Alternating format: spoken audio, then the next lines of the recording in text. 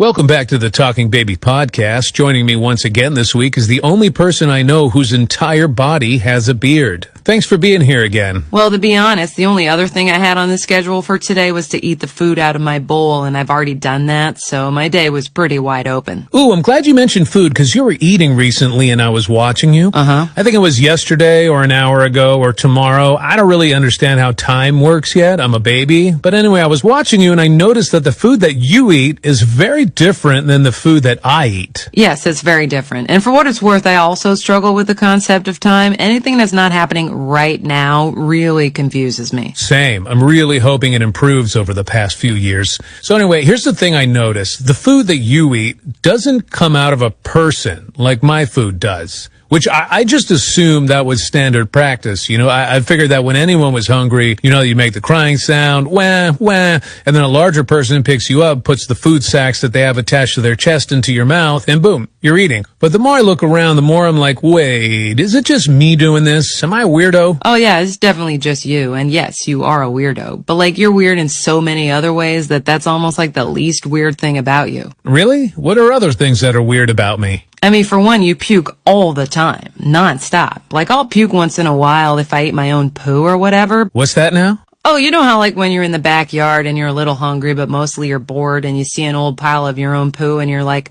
why not? And so you eat it and then your stomach's like, ooh, I did not like that. And so you puke, like the normal reason people puke. I'm starting to get the feeling that you may be unreliable as a source for what's normal and what's weird, but do go on. Oh, another weird thing about you is that you're super small compared to other people. Yeah, I've definitely noticed that before, but I always assumed that I was a totally normal size and that they were all just giant freaks. Nah, you tiny, bro. Whoa, hold on. I just had the craziest thought. You want to taste your own poo? What?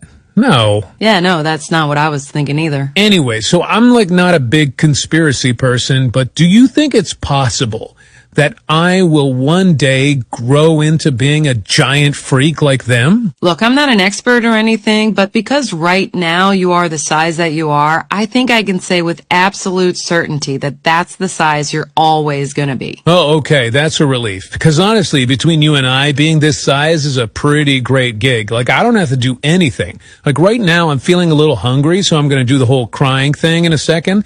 And dude, within a minute, I'll have a warm food sack in my mouth. It's kind of the best. Yeah, I'm also hungry, so I'm gonna go out into the backyard. Why are you going into the backyard if you're hungry?